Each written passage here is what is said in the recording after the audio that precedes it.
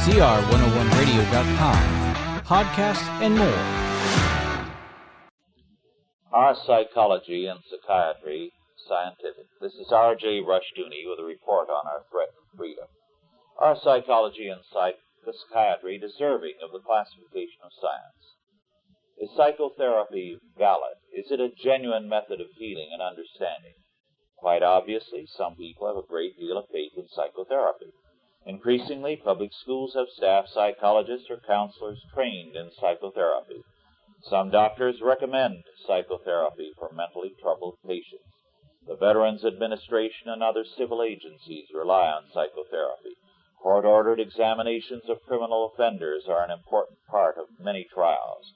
Many seminaries and churches train their pastors in psychotherapeutic methodologies. Increasingly, however, men from within psychology and psychiatry are challenging the basic premises of their disciplines. One of the key figures here has been the psychiatrist Dr. Thomas Rousas, M.D., who has attacked the very idea of mental sickness. More recently, Dr. Martin Bobgan and Deidre Bobgan, psychologists, have added their weight to this challenge. The problem, they point out with others, is not mental sickness, but sin. Earlier, the Hans J. Eysenck study showed that psychotherapy is not effective in treating mental disorders. In fact, people are more likely to improve if they avoid all forms of psychotherapy. The evidence indicates that psychotherapy can be harmful. The Bobgans conclude that psychotherapy is not a science.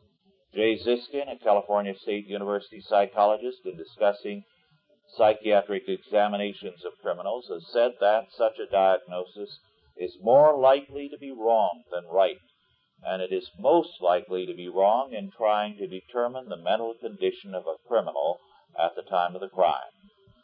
The Bobgans, in their book, The Psychological Way, the Spiritual Way, remind us that the biblical way of dealing with mental and moral problems is and has always been the most effective and the one enduring method of coping with man's problems.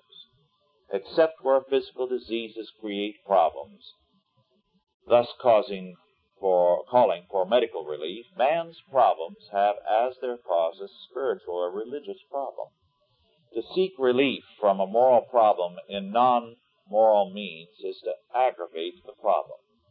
But psychotherapy is powerful because it is humanism in action, and our humanistic people want to deal with us and our children by means of humanism.